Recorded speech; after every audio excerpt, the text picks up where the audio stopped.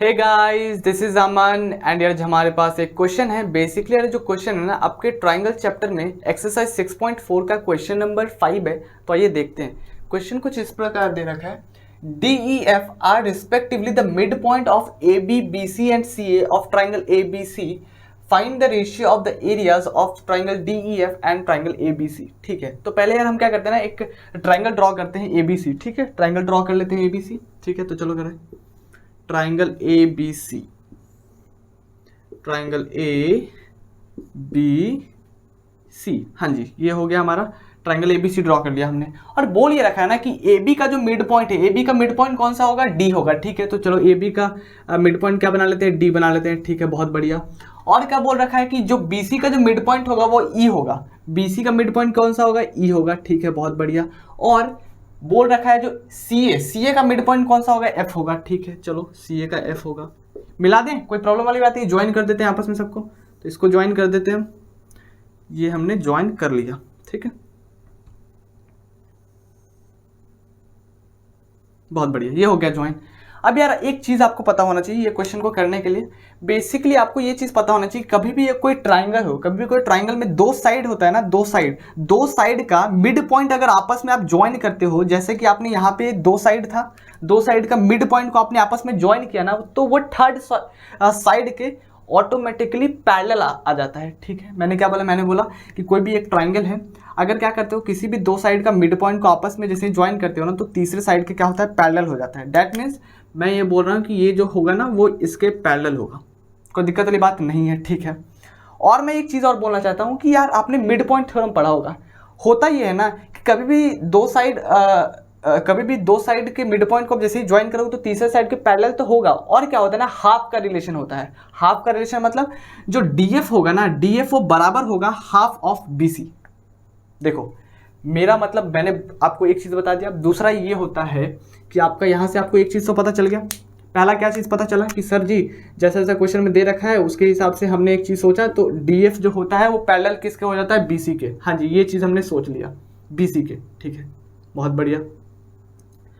और हमने अभी जस्ट यही सोचा कि यार mid point theorem, basically mid point theorem ये, तो मिड पॉइंट थ्योरम के हिसाब से ये भी होता है कि जो डीएफ होता है ना, जो साइड डीएफ होता है वो बराबर होता है, यानी कि हाफ का रिलेशन होता है बीसी के।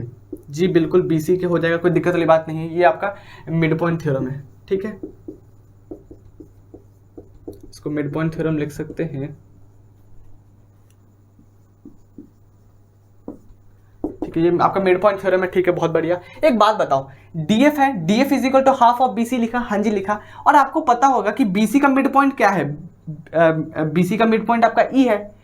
तो आप क्या लिख सकते हो यहाँ पे, क्योंकि आपका मिड पॉइंट है तो आप ऐसा लिख सकते हो, देखो तो बी इज इक्वल टू ई सी लिख सकते हो। हाँ जी, और मिड पॉइंट है तो मिड पॉइंट का मतलब हाफ का रिलेशन। दैट मीन्स आप क्या लिख सकते हैं, हाफ ऑफ बीसी को आप क्या लिख सकते हो, इसी को आप क्या लिख सकते हो, बी भी लिख सकते हो, और इसी को आप क्या लिख सकते हो, इसी भी लिख सकते हो। कोई दिक्कत वाली बात नहीं है, हमने ये लिखा। ठीक है, अब यार एक चीज़ थोड़ा सा देखना है यहाँ पे। मैं क्या करता हूँ ना कि यहाँ पे आपको एक चीज़ दिख रहा होगा क्या, यहाँ पे आपको डी बी ई एफ करके एक आपको पैरेललोग्राम दिख रहा होगा। पैरेललोग्राम बोलोगे कैसे, देखो जो डी एफ है वो पैरेलल किसके है, बी के पैरेलल है। हाँ जी, और आप देख सकते हैं कि जो डी बी है, डी बी जो है वो आपका ई एफ के पैरेलल है। ये पैरेललोग्राम बन रहा है। हाँ जी, बन रहा है। क्यों, क्योंकि आपका जो डी एफ है वो बी के पैरेलल है। हाँ जी, और आपको ये भी वही पता चल गया होगा कि पैरेलल तो है ही और बराबर भी है। डीएफ जो है वो आपका बी के बराबर है, डीएफ जो है वो आपका बी के बराबर है। ठीक है, तो आपको पता होता है कि पैरेललोग्राम किसको बोलते हैं, opposite sides are equal and parallel. तो ऑपोजिट साइड्स आर इक्वल तो है और पैरेलल भी है, तो ये वाला खुद ब खुद इक्वल हो जाएगा, पैरेलल हो जाएगा, कोई दिक्कत वाली बात नहीं है। ठीक है, तो आप जैसे ही आप ये देखोगे, ये वाला जो आपका पैरेललोग्राम है, आप ऐसा कर लो कि इन ऐसा कर लो, इन कोऑर्डिलेटरल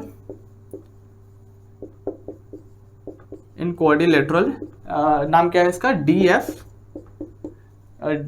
ई बी। चलो डी एफ ई बी कर लेते हैं। इसमें क्या होगा, आपको एक चीज पता होता है, प्रॉपर्टी आपको मालूम होगा पैरेललोग्राम का, कि जो ऑपोजिट एंगल जो होता है ना इक्वल होता है। दैट मीन्स ये वाला जो एंगल होगा ना वो इसके बराबर होगा। तो लिख लेते हैं। ठीक है, यहां से क्या लिख पाएंगे हम, जो आपका एंगल डी बी ई, क्या एंगल डी बी ई जो होता है वो बराबर होता है किसके, डी एफ ई के। किसके, डी एफ ई के बराबर होता है, कोई दिक्कत वाली बात नहीं है। ठीक है, सिमिलरली अगर आप देखोगे, आपने अभी जस्ट कौन सा पैरेललोग्राम लिया था, DFEB लिया था, देख सकते हैं आप, आपने कौन सा लिया था, DFEB लिया था। अब क्या करो ना कि अब आप कौन सा पैरेललोग्राम ले लो, DECF ले लो, ये वाला ले लो। पहले आपने ये वाला लिया, अब क्या करो ये वाला ले लो, ठीक है। तो चलो ले लेते हैं, ठीक है, फिर से लिख लेते हैं। इन ट्राइंगल, इन क्वाड्रिलेटरल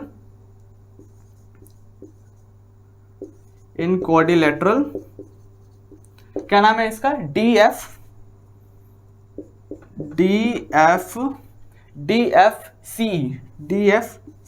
हाँ जी, इसमें भी आपको पता चल गया होगा कि ये वाला जो है ऑब्वियसली यार पूरे के पैरेलल है ना, तो DF आपका इसके पैरेलल है, और DF जो है वो आपका EC के बराबर है, DF जो है आपका EC के बराबर है। तो opposite side sir parallel and equal, हाँ जी, तो पैरेललोग्राम का क्राइटेरिया फुलफिल हो रहा है, यानी कि पैरेललोग्राम है। तो आप फिर से यहाँ पे क्या बोल सकते हो, यहाँ पे आप बोल सकते हो जो आपका जो ये वाला जो एंगल होगा, कौन सा, ये वाला जो एंगल होगा वो इसके बराबर होगा। कोई दिक्कत वाली बात नहीं है, ठीक है। तो चलो लिख देते हैं, क्या लिखेंगे यहाँ पे लिखेंगे जो आपका एंगल FDE, क्या एंगल FDE, क्या FDE वो बराबर हो जाएगा किसके, एंगल FCE के, एंगल FCE के। कोई दिक्कत वाली बात नहीं, ये वाला एंगल इसके बराबर, और पिछले वाले में देखा तो ये वाला एंगल इसके बराबर, ठीक है। अब यार एक बात बताओ, अगर आप दो ट्राइंगल को कंसिडर कर लो, क्या मैं बोल रहा हूँ, दो ट्राइंगल को कंसिडर करो। अगर आप देखोगे इन ट्राइंगल आप देख लो एक बार, DEF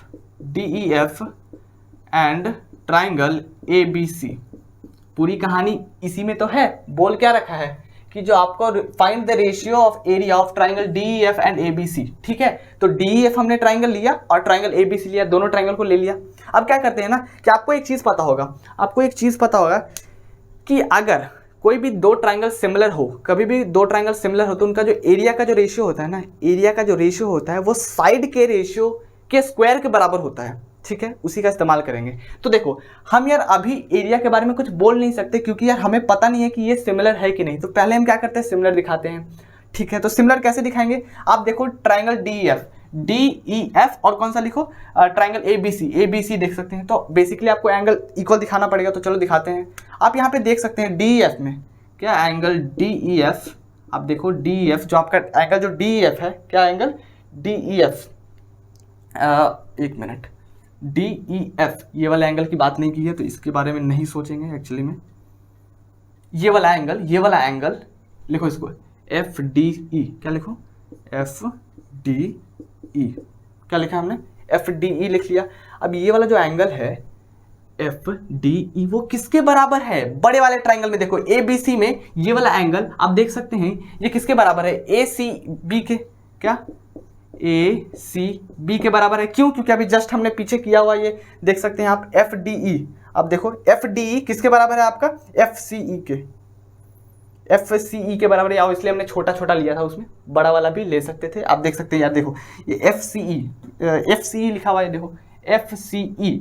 हमने क्या किया बेसिकली, उस टाइम हमने क्या लिया था, एक पैरेललोग्राम लिया हुआ था। तो पैरेललोग्राम में हम भाई अब अपने लिमिट से ज़्यादा बाहर थोड़ी जा सकते हैं, तो बेसिकली हमने ये वाला पैरेललोग्राम लिया था ना, इसलिए हमने यहाँ से यहीं तक लिखा। लेकिन ये वाला जो एंगल है और ये पूरा एंगल सेम ही है ना, हाँ। तो हमने क्या किया, जो आपका ट्राइंगल FDE है, ट्राइंगल FDE यानी कि ये वाला एंगल को इसके इक्वल दिखा दिया, एक एंगल इक्वल दिख गया। दूसरा कौन सा दिखा सकते हैं, दूसरा दिखा सकते हैं ये वाला एंगल को इसके बराबर। तो लिखो DFE, क्या लिखोगे, एंगल DFE वो बराबर किसके हो जाएगा, एंगल DFE किसके बराबर हो जाएगा, एंगल ABC के, एंगल ABC के बराबर हो गया, ठीक है। बहुत बढ़िया। ये भी कैसे किया हमने, क्योंकि अभी जस्ट हमने ये वाला किया, ठीक है। ये वाला बेसिकली यहाँ से आया और ये वाला जो है आपका यहाँ से आया, कोई दिक्कत वाली बात नहीं है, ठीक है। अब यार आपने जब देखा यहाँ पे कि आपका जो ट्राइंगल DEF है और ट्राइंगल ABC है, उसमें हमने क्या किया, दो एंगल को इक्वल दिखा दिया। अब जैसे ही हमने दो एंगल को इक्वल दिखाया तो तीसरा दिखाने की आवश्यकता है नहीं, तो आप क्या लिख सकते हैं, जैसे ही आपने दो एंगल इक्वल दिखाया तो आप सिमिलर लिख सकते हैं। ट्राइंगल DEF, क्या लिखेंगे, ट्राइंगल DEF वो सिमिलर हो जाएगा किसके, ट्राइंगल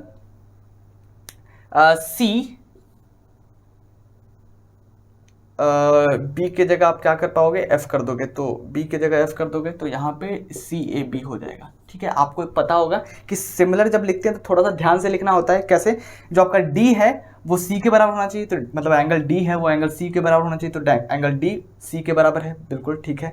एफ एंगल जो एफ है वो बराबर होना चाहिए बी के, तो एंगल एफ है बराबर बी के, और बीच में तो मतलब वो खुद ब खुद सेट हो जाता है। तो बेसिकली आपका ये आ गया। अब क्या लिख सकते हैं यहाँ से, आप साइड का रेशियो सेम लिख सकते हो, क्यों? क्योंकि आपने सिमिलर प्रूफ कर दिया तो साइड का रेशियो सेम होता है, तो साइड का रेशियो भी लिख लो। चलो लिख लेते हैं, क्या लिखेंगे, डी बाई सी ए लिखेंगे, D by C A is equal to, D by C A is equal to क्या लिखेंगे, E F by A B लिख लेंगे, E F by A B is equal to D F, क्या लिखेंगे, D F by C B लिख लेंगे। हाँ जी, D F by C B लिख लेंगे। लेकिन हमें तो क्या निकालना था, हमें तो बेसिकली इन दोनों के एरिया का रेशियो निकालना था। तो बेसिकली चलो निकालते हैं। तो क्या लिख सकते हैं, area of triangle D E F, area of triangle D E F by area of triangle A B C, यही निकालना था हमें। हाँ जी, यही निकालना था। तो इतनी मेहनत क्यों की? क्योंकि यार हमारे पास ये दोनों जो ट्राइंगल है वो सिमिलर नहीं था। सिमिलर करने के लिए हमने एंगल इक्वल किया, और बस एंगल को इक्वल करने के लिए इधर हमने ये मेहनत की। ठीक है,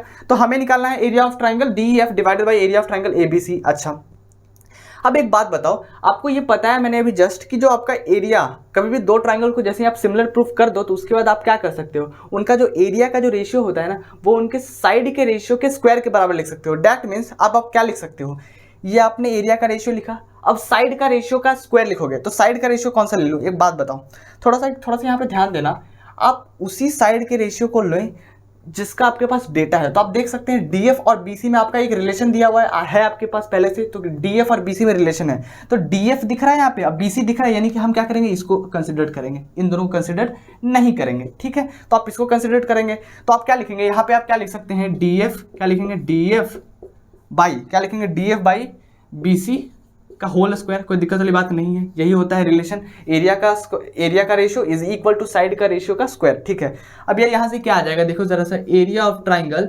D E F divided by area of triangle A B C, वो बराबर आ जाएगा। एक बात बताओ, डीएफ की जगह मैं क्या करता हूँ, डीएफ छोड़ देता हूँ। ठीक है, डीएफ की जगह मैं क्या करता हूँ, डीएफ छोड़ देता हूँ, डिवाइडेड बाई, नहीं तो ऐसा करो ना, ऐसा करते हैं हम कि डीएफ की जगह ना हाफ इंटू बीसी लिख देते हैं। क्या करते हैं, डीएफ की जगह मैं क्या करता हूँ ना, हाफ इंटू बीसी पुट कर दूँ, कोई दिक्कत वाली बात नहीं है। ठीक है, मिड पॉइंट थ्योरम से आया था, तो हाफ इंटू बीसी कर देता हूँ, और नीचे पहले से बीसी तो है ही, इंतजार कर रहे हैं, ठीक है, कटने के लिए, और ऊपर स्क्वायर है, तो बीसी गेट्स कैंसिल हियर, तो बीसी तो पक्के से कट गए। अब यार बचा क्या, बचा आपका बेसिकली, आप यहाँ से देखोगे तो आया क्या, यहाँ से आपका आ गया क्या, अब देखेंगे क्या आ गया, 1/2 का होल स्क्वायर आ गया। बेसिकली आप क्या देखेंगे, 1/2 का होल स्क्वायर आ गया ना, यही तो आ गया यार। एरिया का जो आपका रेशियो क्या आ जाएगा, 1/2 का होल स्क्वायर। हाँ जी, 1/2 का होल स्क्वायर, और ये किसके बराबर होता है, 1/4 के। यही तो आया आपका, यही तो निकालना था ना, find the ratio of the area of triangle DF and triangle ABC. तो यही तो आपका निकला, triangle area of triangle DF divided by area of triangle ABC का रेशियो कितना आ गया, 1/4। ठीक है, आपको एक और चीज़ मैं बता दूं ऐसे कभी भी देखो यार, कभी भी आपका कोई ट्राइंगल है, ठीक है, अगर उन ट्राइंगल में जो भी आपके 3 साइड है ना, उन 3 साइड का जैसे ही आप मिड पॉइंट को ज्वाइन करोगे ना, तो बेसिकली क्या होता है ना कि उनका जो एरिया होता है, आप देख सकते हैं यहाँ पे कितना ट्राइंगल बन रहा है, 1 2 3 4 ट्राइंगल बनता है। ठीक है, चारों ट्राइंगल का क्या होता है ना, एरिया सेम होता है। ठीक है, ये ध्यान रखिएगा, ऐसे मैं बता देता हूँ, it's a bonus tip like कि 1 2 3 4 जो आपके जो 4 ट्राइंगल बन रहे हैं उनका एरिया क्या होगा, आपस में सेम होगा। तो आप ऐसे ही बोल सकते थे कि रेशियो कितना होता, 1:4। क्यों? क्योंकि देखो इस पूरे ट्राइंगल का एरिया कितना हो जाएगा, मान लो इसका एरिया कुछ 1, इसका 1, इसका 1, इसका 1, टोटल एरिया बड़े वाले में 1 + 1 + 1 + 1 + 1 कितना, 4, तो यानी कि 4 हो गया। और इसका कितना है भाई, इसका डोमिनेंस 1 है। तो बेसिकली छोटा बाई बड़ा पूछा था, तो छोटा वाला का एरिया 1 और नीचे वाले का बड़ा वाला का एरिया 4, तो 1:4 ऐसे भी आ गया। ठीक है, तो थोड़ा सा लॉजिकली भी समझ लो, कोई दिक्कत वाली बात नहीं है।